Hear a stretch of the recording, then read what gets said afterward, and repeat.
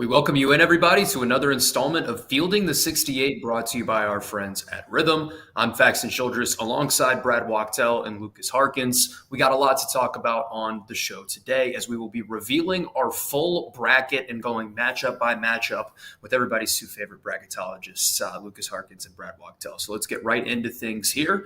And starting off with a little bit of a preface of what happened in this last week of college hoops. Brad, before we dive right into the full bracket reveal that we have in store for today, let's go winner and losers from this past weekend, and we can start with some winners. Who do you feel like had their stock rise as we trend towards March Madness? Yeah, there were a decent number of winners. I'll start with Wisconsin winning at Purdue. We saw in the top 16 reveal on Saturday that Wisconsin was in fact a 3 seed. I still have them as a 3 seed, and I believe our bracketologists with the field of 68 have them as a 3 seed. But they are now at the top of that 3 line for me, very close, knocking on the door for a 2 seed. I think the one thing that was missing from Wisconsin's resume was that upper echelon win away from home. And now they could check that box off because winning at Purdue is as good of a win as you can have in the country, especially knowing how difficult it is to win at Mackey Arena. And then another big winner I'll give you, I would say Houston winning at Arizona. I think Houston has been around a 2 or a 3 seed the last couple of weeks, and I just think the way they've been playing with their remaining schedule, I think they are one of those teams that could creep up to that 1 line. I think they're hanging around, and it would not shock me if the season ended if Houston ends up as the 4th number 1 seed to go along with Alabama, Auburn, and Duke. Yeah, I definitely feel like Kelvin Sampson's group is playing their best basketball of the year at the right time, trending in the right direction. Lukas, will throw things to you. First, give us a couple more winners of the past week, and then you can naturally just throw it right into the losers of this past weekend.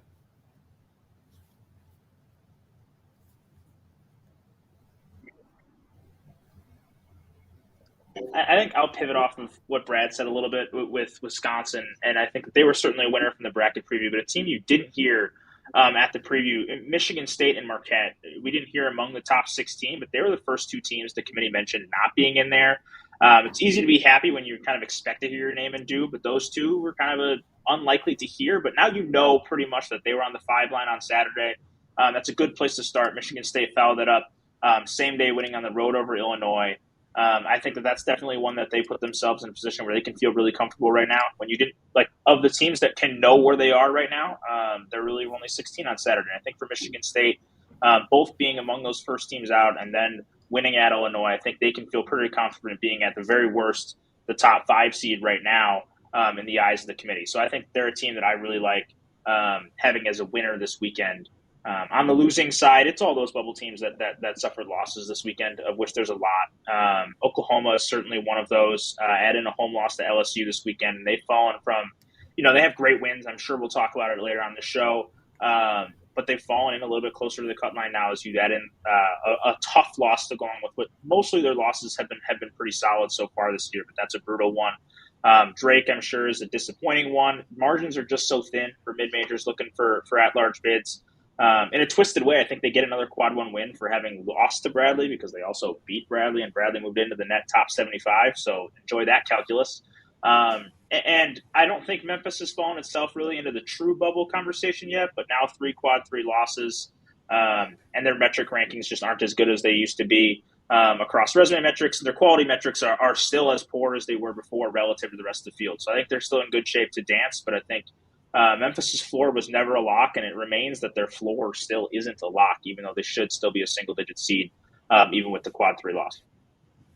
Yeah, I think those are great points about Memphis, obviously suffering that loss to Wichita State this past weekend. Brad, throwing things to you before we start revealing our bracket. Anything else to add on the losers front from this past weekend? Yeah, I definitely think Georgia, going back to what Luke was saying about bubble teams, Georgia losing at home to Missouri. Look, it's not a bad loss, but anytime you lose at home in the SEC, it's a problem because what's going to happen next? Now you're going on the road, and it's tough game after tough game after tough game. You gotta take care of business at home. I don't care who you're playing, unless you're playing Auburn or Alabama. But if you're playing teams that are not at the top, of the league, You got to win those games. And Georgia is now in trouble. And, we'll let you know what happened to them later on in the show. And another team that I'd like to mention that was in my first four out last week, Indiana losing to UCLA. And finally, a team that was in my next four out, USC losing at home to Minnesota. USC was kind of like, nobody really was paying attention to them. Nobody thought they had any chance. They were kind of moving up slowly but surely, beating the teams they were supposed to beat, had a few nice road wins, and then they go and lose at home to Minnesota, which really, really cost them. And it's going to make it, now it's going to be an uphill climb for them to get back onto the bubble. They're going to have to win a significant road game to get back there. Yeah, I think that's a great point. Definitely a very disappointing loss for them against the Minnesota team, who obviously tanked some of the metrics as a result of that. All right, let's get into our bracket reveal. We're going to be revealing the full thing here today on the program, and we're going to start in the South region. Brad, we can keep things with you for this first pod, and then we'll throw to Lucas for the next pods. Auburn, and then the winner of Omaha and American. UConn as an 8 seed after the loss to Seton Hall, and Nebraska as the 9. Talk to us, Brad. Yeah, so of course, Auburn being the number 1 seed, beating Alabama on the road, they are the clear number 1 overall team in the country. It's not even a question. They're the team to beat. Still a few weeks to go until Selection Sunday, but I don't see that changing. And then you got UConn and Nebraska. Imagine being Auburn and having to face UConn potentially in the second round. That would be quite the matchup. But UConn playing Nebraska in the first matchup will be tough in itself. I mean, UConn coming off a brutal loss to Seton Hall over the weekend that knocked them down to an 8 seed, and Nebraska, who survived at Northwestern, which is a win they really needed because they were getting closer towards the bubble. Both teams are still solidly in the field, and I think a matchup like that would be an interesting one. UConn is a team that I kind of thought was going to be underseeded due to the fact that Liam McNeely was out, for so long, but now they just lost with him in the lineup to Seton Hall that, I'm not so sure about that. So that'd be a fun game, and a winner would get a nice matchup against the number 1 team in the country. Yeah, definitely an agreement there. So let's go to the next pod, and we'll go to Lucas for this next pod of 4 teams. Reveal Michigan as the 4 seed playing Jacksonville State. Kansas versus McNeese, and a battle versus Bill Self and Will Wade would be electric. Lucas, what are you seeing from this pod? Yeah, I mean, you saw Michigan hear its name in the bracket preview. They're pretty rock solid on the 4 right now. I think you could make an argument for them to be pushing up towards the 3 with Arizona taking a loss. I think they're a team that's certainly on that 3-4 cut line more than they are on the 4-5 right now. I feel pretty good about Michigan standing. I mentioned Michigan State as a winner earlier in the show, and the loser of Michigan State jumping up to a 4 seed for me from the bracket preview was Kansas dropping itself down to a 5, both for me and for our consensus after losing to Utah. I think that Kansas is obviously being Kansas. They're going to be in good shape. They're going to finish as probably a top 6 seed. But as we talk about dangerous 12 seeds, you mentioned McNeese is certainly one of those. Will Wade, as head coach, rings a bell to a lot of people in terms of winning and being able to win in March is something that he can do and bring. And I think that when you look at the teams that you could see on the 12 seed line, I don't think many are going to want to play McNeese, who, as you recall, if you go back all the way to November, they lost by just 8 on the road against Alabama, our number 2 overall seed. They've proven what they can do against high major competition. They can play against the best. They only lost by 3 at a neutral site to Mississippi State.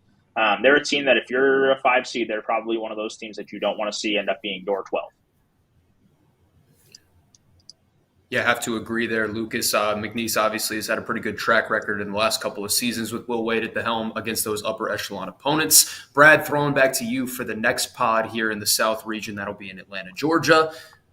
It'll be Texas Tech versus Utah Valley in the 3-14, and Maryland versus the winner of Texas and UC San Diego, who has made the field this week, in the 6-11 matchup. What are you seeing here?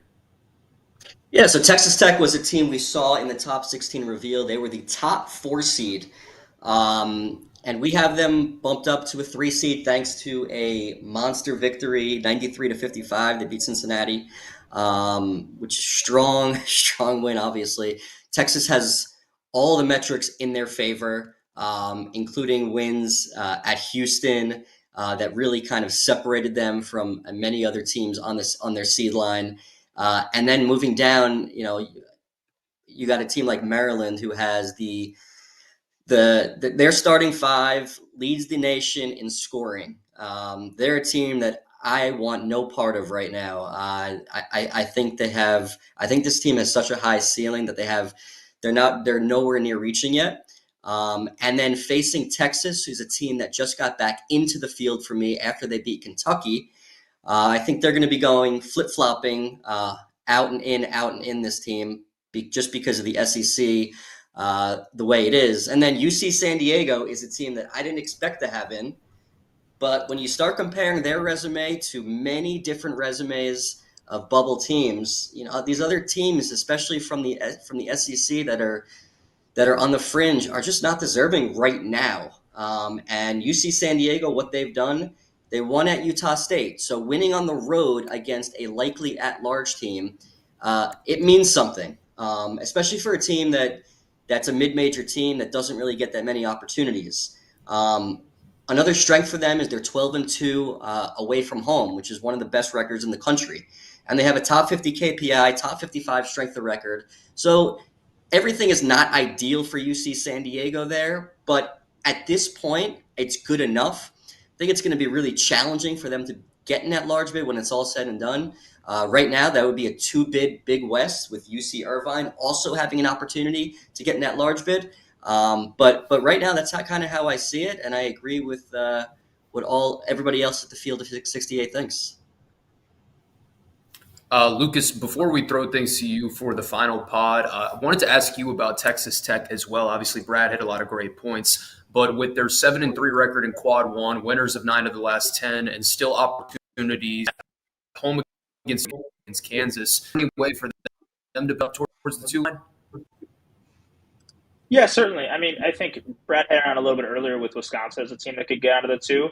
And I think, as he indicated, kind of along those lines, if we talk about Texas Tech and Wisconsin and maybe Iowa State thrown in there as well as a team that could get to the 2 line, we're starting to see a little bit more fluidity between the 2 and 3s than we did maybe a week ago when we were discussing this. I think you look at Tennessee and Texas A&M and Houston being pretty solidly up on that 2-seed line right now. But with Purdue losing at home to Wisconsin, the door's open for someone to potentially leap into that 4th 2-seed spot ahead of, or just could be Purdue maintaining that spot. I certainly think there's options for that last 2-seed right now, and obviously still plenty of time remaining for all those things to change. But as it stands, I think you could certainly make an argument for any of Purdue, Iowa State, Wisconsin, or Texas Tech as the last 2. Definitely fair points. Let's take a look now at the last pod in this South region. We've got Clemson versus West Virginia, Texas A&M versus Norfolk State in the 7-10 and the 2-15. Lucas, what are you seeing out of this pod? Yeah, well, Texas A&M is a team that's pretty solidly on the 2 for me. 14-5 against the upper 2 quadrants, 7 of those wins in Quad 1. They put themselves in really good shape, earned the 2 seed at the bracket preview. They're looking great, and I think in steady position to stay there at least for the time being. As for the 7-10, Clemson moved its way up to the 7 for me and for our bracket. A road win at Florida State on the surface isn't a huge one, but it's a road win by 26 points. That's the kind of thing that really boosts up some metrics. They went from 27th to 23rd on KenPom. They're now top 26 and top 28 in every single metric, 10-4 against the upper 2 quadrants. They put themselves in good shape to dance. And I think the most important thing for Clemson fans right now is I think they're trending towards getting off that 8-9 game. At West Virginia, on the other hand, they're a really tricky team to seed. I think they're a team that's metrics aren't exactly phenomenal. They're in the sub 40 in all but one metric right now. They're 7-10 against the upper 2 quadrants, 10-10 against the upper 3. There's some question marks with the resume. They also haven't won particularly well lately, although that doesn't matter for our purposes. It doesn't project super well going forward.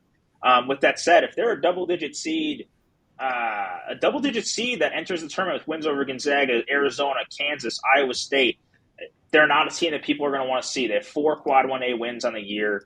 They're a team that can beat anyone when they're playing at their best. They just lost in overtime on the road to Baylor. They lost a 4-point game to BYU at home. But before that, their losses have been close. Their wins have been over great teams. They're a really strong defensive team that I think if they end up as a 10 or 11 seed, which I think seems likely at this point, they're a team that's dangerous to make a Sweet 16 run if they play at their best. Yeah, and as a Clemson guy personally, I would hate to see that region because I feel like the South region was absolutely loaded. Brad, we'll throw to you for some closing comments before we look at the next region. You think it's crazy to say it's loaded, or like, am I out of line by saying that? I mean, the region features Auburn, you got UConn, you got Michigan, Kansas, McNeese State, Texas Tech, Maryland, Clemson, West Virginia, and Texas A&M as 8 of the 16. That would be a juggernaut if it came to fruition. No question. That seems like an extremely difficult region, and we're not even talking about the teams that are, the lower seeded teams. The McNeeses of the world. You don't know who's going to be able to upset who. And I mean, that's the great part about the NCAA tournament too. But one last thing that I did want to add about West Virginia that I think is a great part of how the committee has evolved over the years. While West Virginia, they did the bulk of their work in non-conference play. Lately, they have not been the same team. They lost a key starter for the rest of the season. But I think one of the things that you have to keep in mind, the predictive metrics, the BPI, the KenPom, and the Torvik rank, that's going to be used a great deal to seed them properly. Because if you just look at their wins against Gonzaga, Arizona, at Kansas, Iowa State, great wins. But I think, like Lucas mentioned, I think they're going to be seeded more of a team that's going to be in that 9-10 range. Depending on how they finish, they're definitely going to be a team that, should they finish under 500 in conference play, particularly with the 2 games under 500, they're going to get in. Yeah, I have to agree there, Brad. And one final thing, just from the Clemson perspective for myself. You mentioned the starting 5 and the upside for Maryland.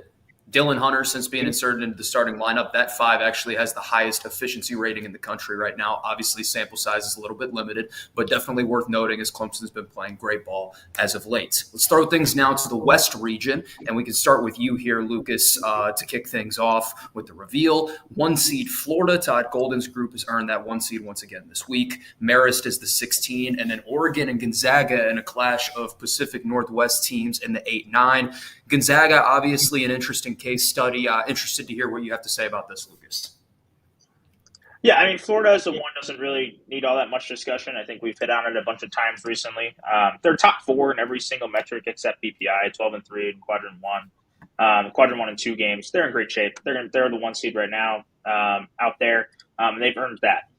Moving to the rest of the teams here, I think Gonzaga is one that is perhaps the toughest team to seed in the country right now due to a just massive gap between their resume and quality metrics. You could have said the same thing about Memphis maybe a couple days ago, but those metrics are starting to even out a little bit after their loss.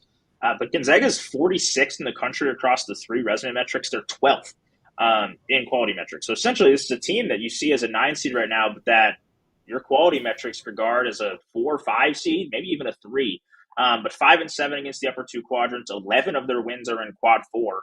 It's a really tough team to seed, and they're a team that I think is most likely for us as bracketologists to be off on by potentially, as much as 2 or 3 seed lines if the committee really leans into those quality metrics with them. They're extremely tough in that regard. I could see them being as high as a 6 or a 7, and we got them as a 9. That's where I have them too. They're really tough to peg. Oregon, meanwhile, they've fallen recently. I still have them as a 7 right now because they're 6-6 in quadrant 1. 4 of those wins are quad 1A. They've really picked up some really great wins throughout the season that kind of buoys them as you look back. Like they've neutral site win over Texas A&M, neutral site win over Alabama. They beat USC on the road. They beat Ohio State on the road. They've picked up enough quality wins that I think that even though they went through that 5-game losing streak recently, the back-to-back home wins over Northwestern and Rutgers have stopped the fall, I think, and have really solidified them in this 7 to 8 seed range right now, and I think are pretty rock solidly in that spot. Yeah, I have to agree there, Lucas. Let's throw things now to Brad for the next pod here in the West region. That'll be out in San Francisco. We got Michigan State as the 4. High Point, a very dangerous team at the 13 out of the Big South, with a very good offense. And then Missouri, who Todd Golden said earlier today is a team in the SEC that has a chance to do serious damage. Well, he would draw them in this hypothetical. And then George Mason at the 12. Brad, what are your thoughts on this pod? Yeah, so first of all, with Michigan State, they had a great weekend, winning at Illinois. As Lucas had mentioned, the committee had told us that Michigan State was a 5 seed, one of the top 5 seeds. So a win elevates them to a 4 seed right now. And going on the road in the Big Ten is not an easy thing to do. So coming away with a victory, Michigan State, maybe they're hitting their stride right now. They also own wins at Ohio State, and they beat Illinois at home and Oregon. Their wins aren't particularly great for a 4 seed. Their metrics are very good, though. So it does concern me a little bit. I know their schedule is going to get tougher, over the course of the next couple of weeks. So we're really going to find out how good Michigan State is very soon to see if they end up being deserving of that 4 seed. And then obviously Missouri as a 5 seed, as you mentioned. Missouri got a great win at Georgia. And number 16 strength of record. They've got wins at Florida. I think that's a win that, look, for me personally, I think you're always trying to look at a significant mark on a team's resume, like that, a stamp of approval. And to win a game on the road against a team that is projected number 1 seed just makes them a team that you don't want to play. However, their matchup against George Mason could be a very interesting matchup, as George Mason has been on absolute fire in Atlantic 10 play. Look, George Mason hasn't beaten any high major teams that are going to be playing in the NCAA tournament. They did win at Dayton. They did win at St. Bonaventure, two of the better teams in the Atlantic 10. 45 strength of record. I think that would be a very, very interesting game in round one, which would be fun to see. Yeah, definitely a lot of athleticism would be on display in that one. Brad, going to throw things to Lucas for this next pod here in the West Region out in San Francisco. We've got Kentucky as the 3 seed, North Alabama as the 14, and then an intriguing matchup between Illinois and Wake Forest. Wake Forest obviously picking up one of the biggest wins of this past weekend, going to Dallas and beating SMU, who's on the bubble as well. No Boopy Miller for the Mustangs, but the Demon Deacons were still the victor. Lucas, your thoughts on this pod? Yeah, I think you hit on the big result there, being the Wake Forest SMU bubble battle. It was probably the most important game of the weekend in terms of where you could really see teams make a big shift. And I think especially the win is more meaningful for SMU, I think, than the loss. I mean, the win is more meaningful for Wake Forest than I think the loss is for SMU. I think that SMU, you can build in that, as you mentioned, no Boopy Miller. They also didn't have Yohan Traore in the game. That's a really tough blow. But for Wake Forest, the win, I think, is still going to count. For what it is. Also, I mean, Wake Forest also without Cameron Hildreth in that game as well. It's just kind of a difficult game to peg with all the injuries. But that being said, Wake Forest is the team that came out victorious, and I think that puts them back into the right side of the field for me and for our consensus. They're a team that's top 35 in the country in resume metrics. Just 2-6 in quadrant 1, but both those wins are quad 1A. They have one loss in quad 3. It's their only loss outside of the top quadrant. I think they put themselves into the right side of the field on the back of those excellent resume metrics, although quality metrics ranking sub 60 put them as one of the worst rated teams in the at-large field in that consensus. As far as the 3 and the 6 here, both teams suffered losses this weekend. For Kentucky, I think they still remained on the 3 seed line as a result of their tremendous number of high-quality wins. They still have 7 quad 1A wins, which is second most in the entire country to Auburn, our number 1 overall seed. I certainly think that they're still in great shape. Their offense is electric enough to overcome what is a relatively mediocre defense overall. And I don't think the road loss at Texas really changes their seed all that much. As for Illinois, I think they've dropped towards the 6, both for me and for our consensus. I think that that's about where they land. I think they're closer to a 5 than a 7 still. But a team that I think is home loss to Michigan State. They now come into a brutal 2-game stretch where they go at Wisconsin and then Duke on a neutral. We'll really be able to see what that ceiling seeding could be like for Illinois. Because if they take 1 or 2 of those games, obviously things trend back into the right shape for potentially competing for a protected seed. As of now, though, I think they're on the wrong side of that conversation and looking at a 6. And Brad, let's close things out in the West Region with this final pod at the bottom of you guys' screen. St. Mary's, San Diego State in a West Coast battle in the 7-10, and then Iowa State draws Bryant in the 2-15. What are your thoughts, Brad? St. Mary's 4-2 against quad 1, 9-4 against quad 1 and 2. The numbers are excellent. You take a look at who they've beaten, though. They've only beaten 2 teams that are likely to receive at-large bids. I mean, Gonzaga is likely going to get one, but as Lucas touched upon earlier, they're one of the most difficult teams to seed because Gonzaga only has 1 win against the field in defeating Baylor. And the other quality win they have is Nebraska on a neutral court. Good win. It's a good win. But I wouldn't say it's great. I mean, St. Mary's has taken care of business. They've beaten all the teams they're supposed to beat. Haven't suffered a bad loss. Their result-based metrics average out to about the low 20s, which is really good. And I think a matchup against San Diego State really would be a tough matchup for them. And you take a look at who San Diego State's beaten this year. They beat Creighton on a neutral court. They beat Houston on a neutral court. Way back, it's beginning of the year, beginning of the season, back in Vegas.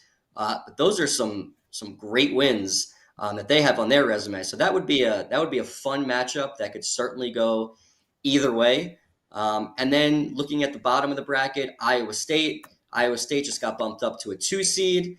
They're 12-5 against quad 1 and 2 opponents, 7-4 against quad 1. And they have some great wins, including at Texas Tech, beat Kansas, beat Baylor, beat Marquette.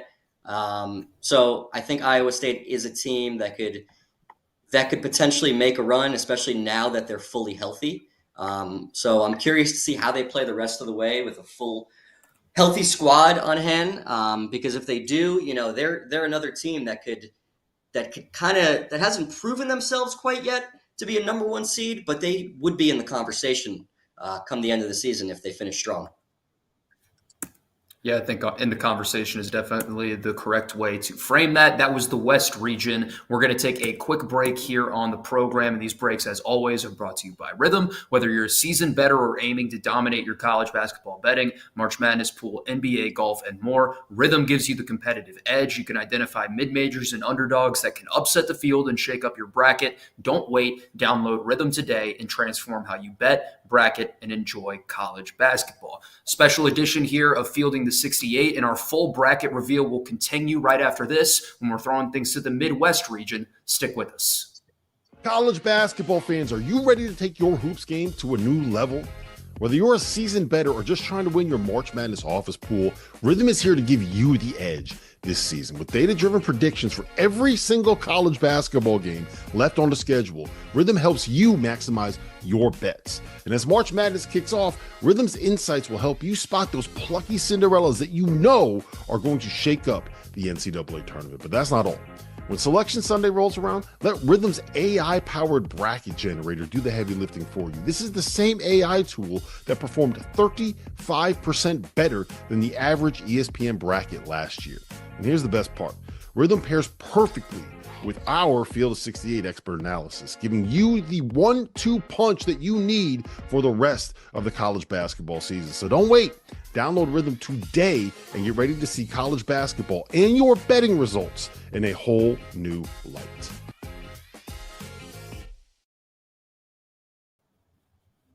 We welcome you back in, everybody, to Fielding the 68, brought to you by Rhythm. I'm Faxon Childress, alongside bracketologists Brad Wachtel and Lukas Harkins. We're a part of our full bracket reveal here today. We just went through the South Region and the West Region, and it's now time to take things out to the Midwest, where we will start with Brad Wachtel. So let's take a look at our Midwest Region.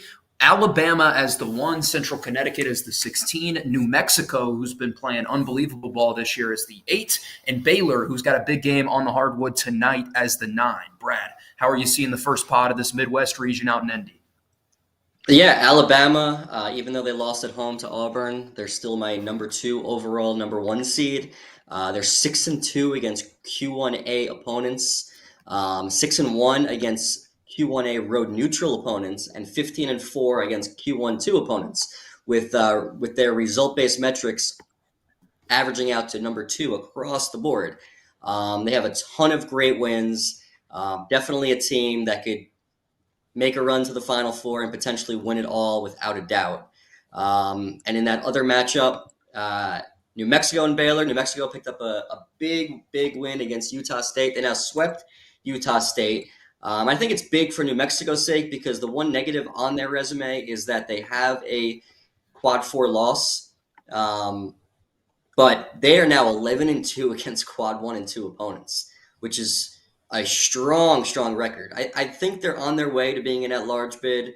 I think if they could just avoid, the potential bad loss, I think they play Air Force, I want to say, one more time. Like, you want to avoid that it opens up the door for anything is possible.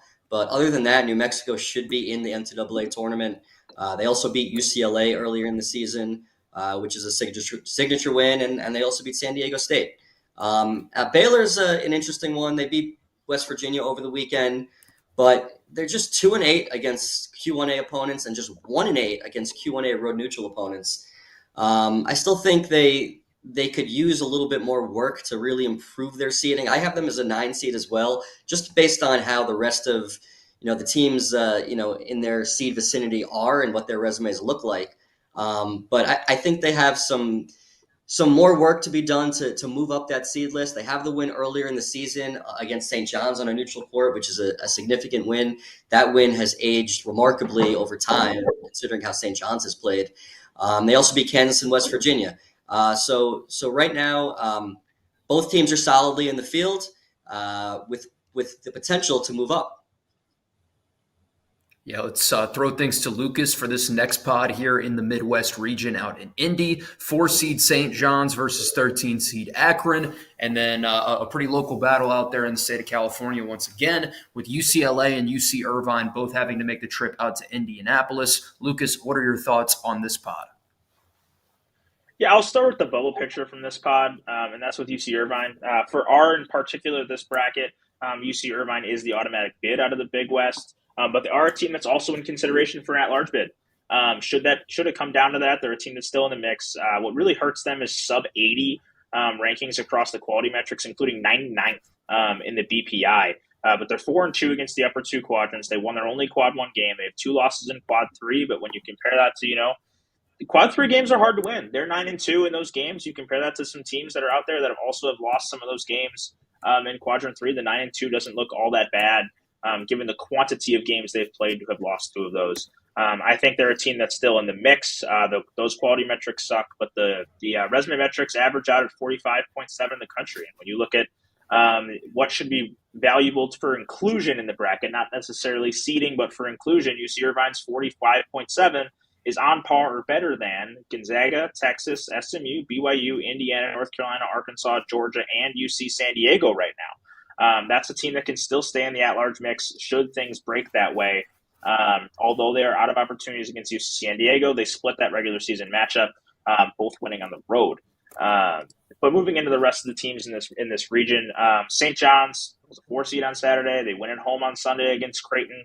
Doesn't change their picture at all. I think they were one of the bigger winners from the bracket preview in that they hadn't really had the quality wins of other teams, but were granted a 4 seed by the metrics being very strong, and their terrific overall record. They're 10-4 in the upper two quadrants with no bad losses. They're a team that I think is strongly on the floor right now, heading into a final stretch that only plays one team that only plays 2 teams that are expected to make the NCAA tournament, being UConn at home and Marquette on the road. UCLA as a 5 seed is a team that the other 2 of our guys must be a little bit higher than me on. I still have UCLA on the 6. I gave the edge comparatively to Maryland, who we saw as a 6 in this field earlier. I have Maryland as a 5 and UCLA as a 6 right now, but UCLA is certainly deserving of being as high as the 5 as they are. 7-6 against the first quadrant, 4 of those wins being in quad 1A. They're top 26 across the board in metrics. 5 or 6. Splitting hairs at this point. They're a safe team in the NCAA tournament that has the ability to contend for a potential protected seed with the schedule that they have left, which includes facing Ohio State at home, Purdue on the road, Northwestern on the road, and USC at home, all of which are top 60 games in KenPom. And obviously a win at Purdue would be one that can kind of change their fortunes, as we talked about earlier, how much that was an impact for Wisconsin's potential seeding as a possible 2 from the 3 line. Let's throw things back to Brad here for our next pod in the Midwest region. Obviously, good teams that we've already seen, and not an easier path for any of these teams in the Midwest region. It's 3-seed Wisconsin against 14-seed UNC Greensboro, coming off a big win over Furman this past weekend. 6-seed Ole Miss, and then the winner of Oklahoma and Ohio State. We referenced Oklahoma a little bit earlier in the program, and Brad, I'm going to give you the floor now to kind of explain the dynamic of what's going on in Norman, as they've been a recent dropper, but they've got some really great wins that are kind of carrying their resume. Yeah, so Oklahoma is another one of those teams that had a strong non-conference and terrible conference play so far. They're just 3-9 in SEC play. So an average fan might look at this and might look at us bracketologists and say, "Are you guys crazy? How is Oklahoma in the field right now? There's no way. 3-9?" Well, here's my answer. Conference record does not matter. It just doesn't. The committee has told us that. Doesn't matter. Oklahoma in non-conference play beat Arizona, Louisville, and Michigan all on neutral courts. All three of those wins have aged tremendously. So they still have a top 40 strength of record. Their WAB is 37. So typically, if you're in the top 50, top 45, with key victories like Oklahoma has, you're probably in the field. Now, look, you got to start winning some games because you're not getting into the field with 3 or 4 conference wins by the end of the season. But when you compare the resume of Oklahoma to the resume of everybody else that's fighting for a bid, it's still better. Put your hand over their conference record and look at everything else. That being said, Oklahoma is now 1 spot away from being in the last 4 in the field for me. So it's getting very, very close. And then the other team we see there is Ohio State. Ohio State, who's 15-11 overall, not a particularly great overall record, but they won at Purdue. They beat Kentucky on a neutral court, beat Texas on a neutral court, also beat Maryland. So Ohio State is in pretty good shape to get a bid, but not a lock. Still have work to do. Need to take care of business the rest of the way against the teams that they're supposed to beat. And if they do that, I do believe that they will get into the NCAA tournament. Yeah, definitely a lot of great stuff there, Brad. And we got some people jumping in from the audience, and just a question to kind of clear the air, if you will. How is it possible for Oklahoma to play Ole Miss in this game? Yeah, so it is possible. So first of all, when it comes to the seeding of these teams, and I'm sure Lucas could touch base on this a little bit further, the first 4 matchup between Oklahoma and Ohio State, you can play whoever you want to play.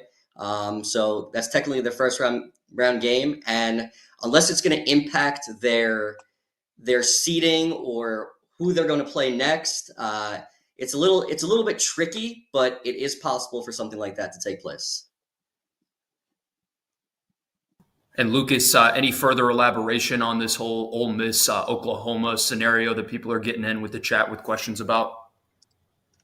Yeah, I mean, for starters, you can just blame the SEC in general for what is making impossible bracketing this year. I mean, truly, it's really, really difficult, and we've seen the committee even shift some of their bracketing guidelines to be, well, so and so won't matter unless 6+ teams make the field from this region. And it's like, well, I guess that's possible with how much the SEC is putting in the field as it stands. And hopefully, this gets easier as we get closer to the end of the season because SEC teams play SEC teams. So there's the opportunities for more losses, and the likelihood that SEC teams fall out is a little higher than some other leagues because of having to beat up on one another. But yeah, as Brad pointed out, an SEC team could technically play an SEC team in the first 4. As it is, the rules can kind of be thrown out the window when it comes to the first 4. It's the Wild West out there in Dayton in terms of what you can do bracketing rules wise. So yeah, there's a bunch of different ways that can go, and the SEC has really messed with how you can bracket some things this year. And it'll be a lot more lenient, I think, because of just the inability to adhere to what normally are more strict bracket principles. But I think with these teams in particular, Oklahoma and Ohio State, I have a feeling Brad and I probably are a little bit higher on Ohio State than Rocco, our third bracketologist in this. That tends to be how this goes. I know Rocco is big on the record versus the upper 3 quadrants, in which Ohio State has not been good. It wouldn't surprise me if you could have them out of the field. They're 9-11 against the upper three quadrants. I have Ohio State as my top 10 seed right now. I still think they're in pretty good shape to make the field as of right now. As for Oklahoma, I get it. The negativity with Oklahoma is real. The 3-9 conference record is real. The fact that's getting there, and I think the point for us as bracketologists with Oklahoma in particular is that what we're doing right now is a snapshot. Like, this is where the field would be if the NCAA tournament was announced today. And today, Oklahoma's metrics and wins stack up really well enough to be on the right side of the field. They're my second to last team in right now. With that said, if we're going to take a different route, a different approach to bracketology and project going forward, Oklahoma hasn't beaten a KenPom top 35 team since December 18th. Each of his last 6 games are against the KenPom top 35, 3 of them on the road. It is going to be really difficult for them to hold down this position, but as it stands, they have a leg up on some of those other teams around the cut line. Some great stuff there, as always, Lucas, and we'll stick with you for this final pod of the Midwest region before we shift gears. Louisville is the 7, Vanderbilt as a 10, Houston as the 2 seed versus Cleveland State, the 15.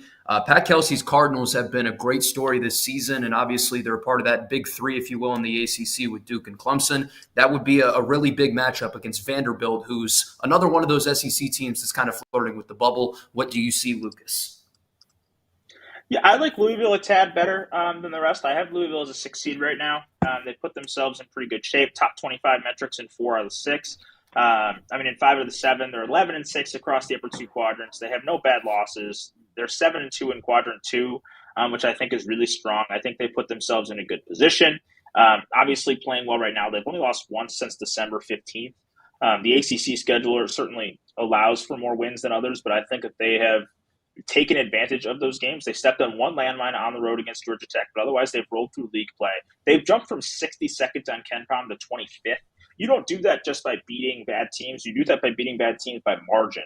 And that's what they've done as recently as a 15-point win on the road at Notre Dame. They finished with all 5 games against teams that are non-tournament teams on the stretch, which isn't going to help their seeding increase that much more. But I think that they put themselves in a spot where it's going to be really hard to see them fall. And I think they're going to be a team that ends up avoiding the 8-9 line in that regard. For Vanderbilt, back-to-back losses, but it's hard to be too upset. It's a home loss to Auburn and a road loss to Tennessee. Both games they played well in. They probably could have won that game against Tennessee had they finished well on the road, and that would have put them into a very, very safe positioning. For me right now, they're 11 seed, but I still think that they're on the right side of the cut line as it stands.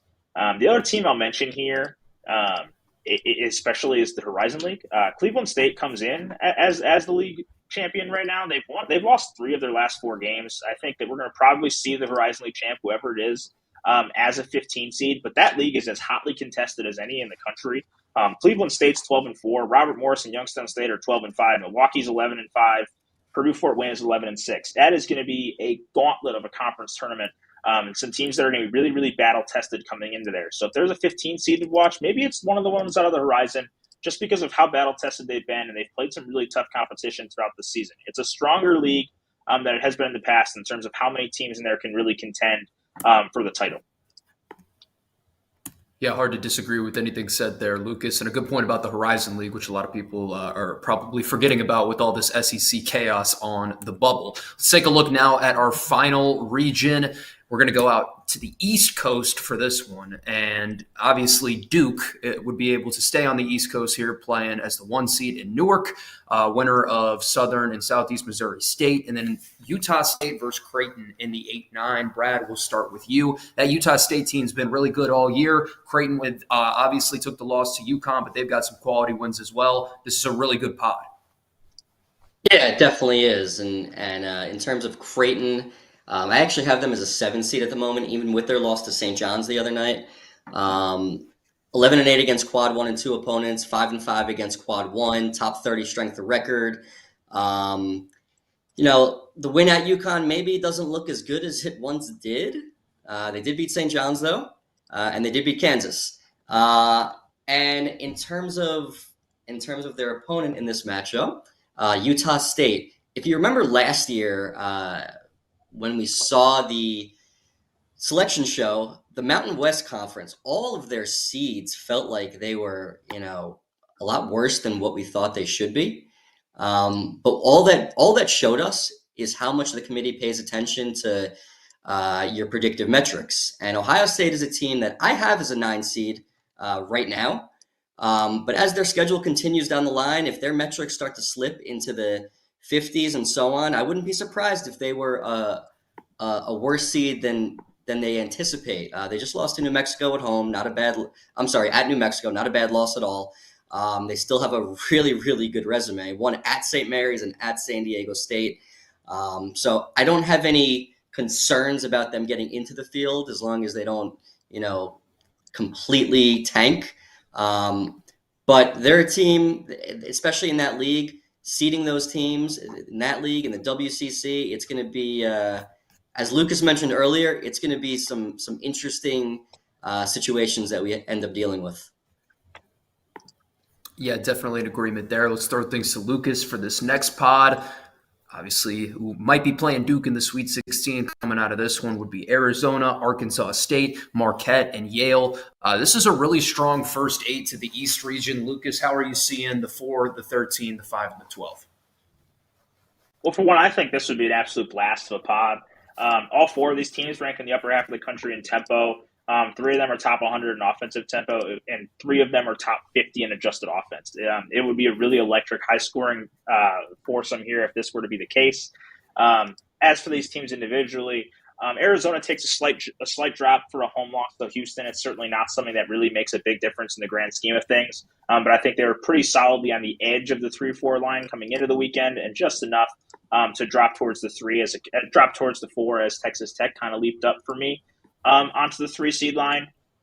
Marquette, I mentioned them earlier as a team that just kind of were mentioned as one of those first teams out of the top 16 and then followed that up by not playing over the weekend. So I think they've pretty much put themselves pretty solidly on the 5. I don't think there's much argument for them being there right now. I think we know that they're on the 5 on Saturday. They haven't done anything to change our minds there.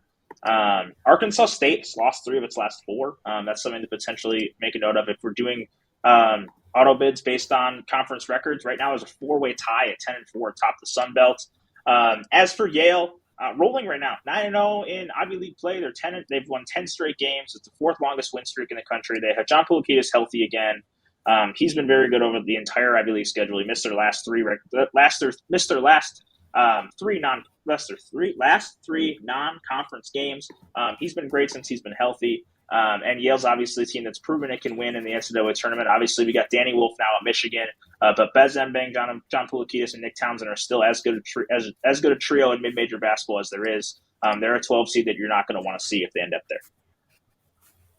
Yeah, I don't think anybody is exactly looking forward to playing Yale if they're able to qualify. Brad, going to throw things back to you here in the East region. See how the bottom half is breaking out for this next pod. And it would be Purdue as the 3, Montana as the 14, Mississippi State as the 6, and Drake as the 11. That Mississippi State-Drake matchup would be electric. What are your thoughts on Purdue on the 3 line? Yeah, I totally agree with Purdue being on the 3 line. We saw on Saturday that they were a number 2 seed, lost at home to Wisconsin. That's enough to knock them off that line. Still have a very strong resume. They're still 6-5 against quad 1 opponents with the number 8 strength of record in the country, 13-5 against quad 1 and 2 opponents. And I'm sorry, they're 14-7 against quad 1 and 2 opponents. Number 15 strength of record. I was looking at Wisconsin. My fault. So Wisconsin, as you can see, is clearly a step above Purdue in terms of their resume, which is why they are above a better 3 seed than Purdue. But yeah, so Purdue has beat Alabama, beat Mississippi, beat Michigan. They still have some great wins. They're going to be fine. I'm not concerned about them. I think they're a team that has a chance to reach a Final Four this year once again. In terms of Mississippi State and Drake, Mississippi State got a big win against Ole Miss. Ole Miss was a team that I thought could have been in the top 4, the top 16 on Saturday, but they were not. But Mississippi State had been a team that had been struggling over the last few weeks. They're finally kind of righted the ship, and now they're fine to make the NCAA tournament. They're a 6th seed at the moment, 10-7 against quad 1 and 2 opponents. And winning at Mississippi is just it's a really, really nice win to keep them going. But in terms of Drake, obviously Drake lost to Bradley at home. I still think Drake is in the mix for an at-large bid. 2-0 against Quad 1 teams, 4-1 against Quad 1 and 2. They still have a top 40 strength of record, top 40 KPI. They beat Vanderbilt on a neutral court. So I think they beat Kansas State on the road. I think, they're going to need Vanderbilt to finish strong. I think they're going to need Kansas State, who potentially is trying to get back into the bubble conversation. They need them to finish strong. And I think those two things would benefit Drake, as well as Drake reaching the conference tournament finals of the Missouri Valley and losing to a quality team like a Bradley again. So there's a lot of things. There's such a small margin for error for Drake at the moment.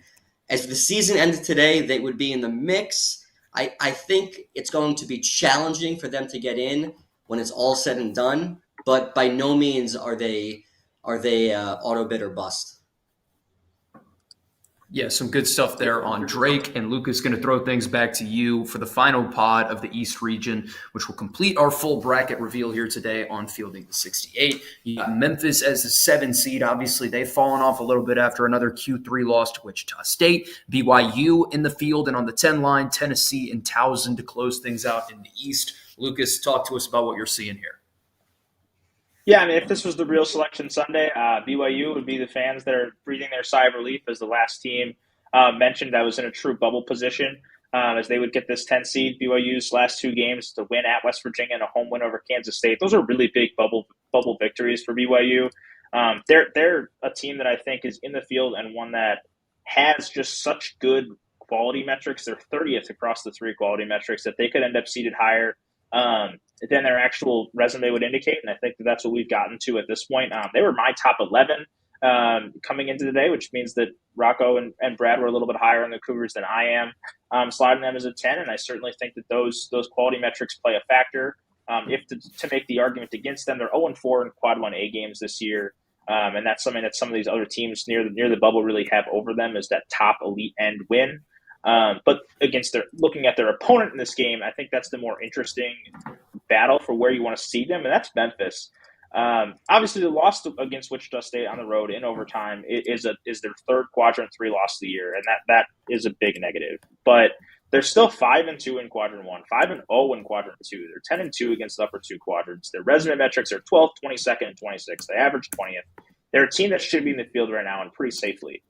But where their seeding ends up is the antithesis of what Gonzaga has put together so far.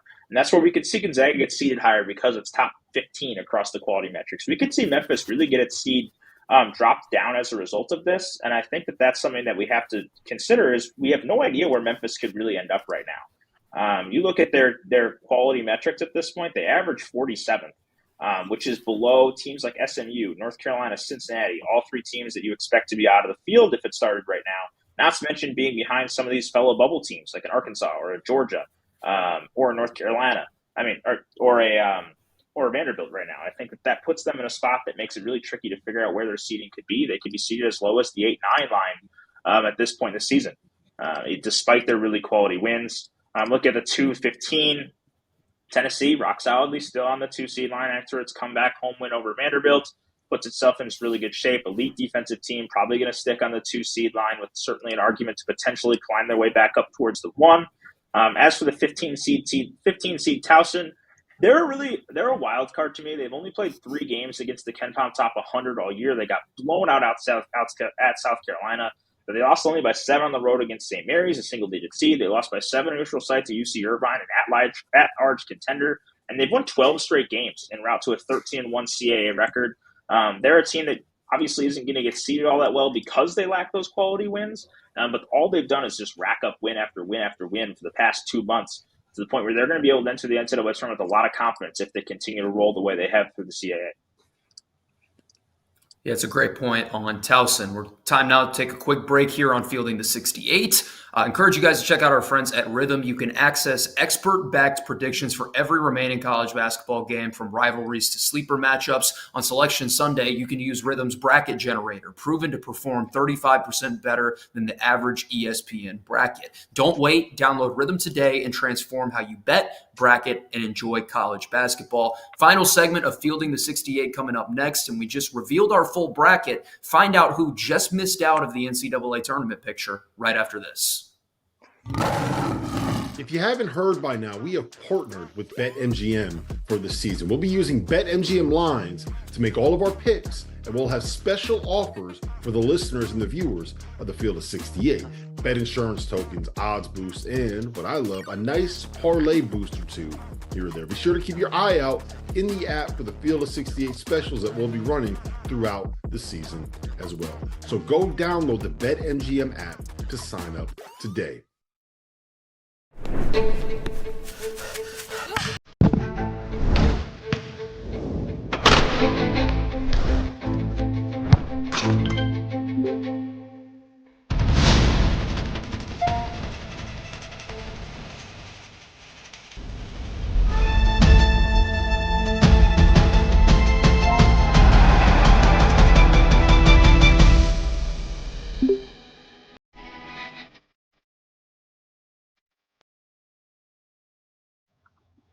Final segment here on Fielding the 68, brought to you by Rhythm. I'm Faxon Childress alongside bracketologist Lukas Harkins and Brad Wachtel. It's been a fun show over the course of today, revealing our full bracket, and now it's time for everyone's favorite part of the program, which is bubble talk. So obviously, you guys have already seen what our consensus last four in is, but we're going to reveal it here once again and get a couple final points on that before we go to who just missed out in our full bracket reveal. You got Oklahoma, Ohio State, Texas, and UC San Diego as the last four in, according to the consensus. Brad, we can start with you, then throw to Lukas. Anything else to tie the knot on here on the last four in that was revealed in our full bracket reveal? I mean, I'm fine with who we chose as the last four in. I think Ohio State, like Lukas, I'm a little bit higher on Ohio State. I have them as a 10 seed at the moment. But everybody else that's there is fine. Oklahoma, I had right above the last four in, and Texas is right above it, and UC San Diego, they're all right there. Look, resumes right now are weak. The bubble is weak, and we say it every single year. So what you see from these last four in, you don't see all of those SEC teams, and we're going to show you who's in our first four out teams, but eventually, like in the SEC, you got to win games. It's not just the fact that you play tough teams. You lose tough games and nothing really happens. Eventually, those losses pile up and they become a problem. So you just need wins, and that's the negative of playing in the SEC. There aren't many games like the ACC, for example, where you have the bottom half of the league are games that you should win if you're in the top quarter of the league. And the SEC doesn't have that. But at the same time, you still need to get wins. Yeah, that's the name of the game at the end of the day. Lukas, anything else to add on our last four in before we shift gears to the outside of the picture? Yeah, I'm still with Brad on Ohio State. I had them as a 10 seed coming in. I'm just higher, I think, on them. I think they're a team that has a little bit of a separation between them and the true cut line right now. And you can say that for a few teams, I think, right now. I think that the bubble's shrunk a little bit. For this snapshot in particular, there's probably only one or two teams on the outside that I gave really serious consideration to. One thing I'll note about this last four in is I delineate auto bids a little differently from the other two. I use metric average to see who wins the league because I think for mid-major conferences, I think that the metric average probably gives the best view, in my opinion, of who would win the auto bid in a conference tournament. So for me, UC San Diego actually wins the Big West auto bid for me, which has UC Irvine as the team contending for an at-large bid. And for me, I'll just mention them. UC Irvine is in my first four out at this point. Okay, so let's take that as a natural segue. And Lukas, we can keep things with you, and we'll look at the consensus first four out, which features VCU, Arkansas, Xavier, and SMU. What are your thoughts on these four? And then if you've got any additional thoughts on Irvine and the Anteaters, now is the time. Yeah, I think I kind of hit on Irvine a little bit earlier with just they have really strong resume metrics in comparison to the rest of the field. They're 45th and across the resume metrics. That puts them in relatively decent shape compared to some other teams in here that are also in that mix. A lot of teams are sitting sub 50 in resume metrics that are on the outside looking in, but also trying to push their way through. So I think UC Irvine's in the mix. But if we're going to talk about metrics that really stand out among the bubble teams, VCU certainly has those. 36th across the quality metrics. That puts them higher than teams like New Mexico and Utah State are on the 8-9 line. They put themselves, they're higher than a Memphis, who's we've had as a 7 earlier in this reveal. I think VCU has a real chance at an at-large bid. As it stands for me, like UC San Diego, VCU leads the A10 in metric average, and therefore they're my A10 auto bid. So I actually would have George Mason in this spot, also among my first 4 out, although not as close to the field as VCU appears to be right now. I have George Mason as my 4th team out. Arkansas, I still have in the field. They're my last team in. 3 quadrant 1A wins gives them the quality that very few in this conversation have. They're top 50 in all but one metric. I think that barely checks enough boxes right now for Arkansas to be the last team in the field. But I see the argument there as, being 8 and 10 against the upper 3 quadrants. As for Xavier and SMU, I think they're teams that are right in that large next group of teams. I think that can push their way into the field. For SMU, it's the big old 0 in quadrant 1 that still keeps them there. Obviously, things weren't going their way in terms of injuries without Miller and Traore this weekend at a home loss to Wake that would have helped. I think the advantage for SMU is I think people underrate how difficult it actually is to be 9-0 in quadrant 3. When you look at other teams that are in the field or close to the field, let's not forget that New Mexico's 1-1 in quadrant 3, Baylor's 0-1, San Diego State's 2-1, Vanderbilt's 3-2, and Memphis is 7-3. Quad 3 games aren't as easy as they seem. SMU's 9-0 in those games. That being said, they've lost every game of meaningful consequence in quadrant 1 and by a significant margin, which keeps them on the wrong side of the bubble right now. And Xavier, I just have kind of just a tad behind everyone right now in the bubble picture, but just so slightly behind in pretty much every metric that they're a win or 2 away from really pushing themselves above that group. So right now, I still think that they're on the outside looking in, but are a team that's close enough across the board that a result or 2 could really change their fortunes. Brad, anything to add here on the first 4 out and what you saw on your screen? Yeah, so I look at our first four teams out, and I want to see a team that's gonna do something down the stretch that could really make its mark to separate themselves from other bubble teams. What is VCU going to do in the Atlantic 10? Not a whole lot. And I think they've had a great season, but they got to beat teams that they're supposed to beat. I mean, they have the best net in the league. They got to take care of business the rest of the way. Arkansas, on the other hand, has opportunities. So this is a team who I actually do have in my first 4 out. One quality win over a top half SEC team gets them back in the field for me. The issue with them is being 4 and 10 against Q1 and 2 teams. I don't think a team with that bad of a percentage against Q1 and 2 opponents has ever gotten into the field as an at-large bid. I know it's only February 17th, but right now that's kind of where I see that. SMU is another team that only has one real opportunity left. They play Wake Forest. They play Clemson at home in a game I think they really need. I mean, other than that, beat the teams you're supposed to beat. I think they have a shot to get in just based on what they've done against the teams that they are supposed to beat. And sometimes that's good enough. And then, we'll see what happens with some of these other teams. Xavier, unfortunately, only has one more quality opponent in their regular season, and that's Creighton. So that's the game they need. We'll see how it plays out, but you always have to give the edge to teams that play in conferences that have the most opportunities ahead of them. Yeah, that's a great point. And obviously only one more quad 1 opportunity for SMU on the horizon, a big one against Clemson coming up. And they got to take care of business in the midweek as well against Notre Dame, I think it is. So a lot of pressure on SMU down the stretch to make the most of their opportunities because they're limited this year in the ACC. Time now to wrap up the bubble talk with next 4 out. Brad, we can go first to you on this. Georgia, Indiana, Kansas State, who suffered a little bit of a setback. Their win streak's finally over. And then the San Francisco Dons. How are you seeing the consensus next 4 out? And obviously a big one on the hardwood tonight with Kansas State and Utah. Yeah, I'm fine with that. Once again, Georgia dropped to 2 and 10 against quad 1 opponents. They don't deserve to be in right now. Indiana lost at home to UCLA, and their record against quad 1 opponents is, I believe, 2 and 11.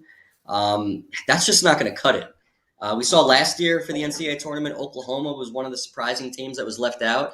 They finished with a record of 4 and 12 against quad 1 opponents. So they had some top tier wins, but they had a ton of quad 1 losses as well.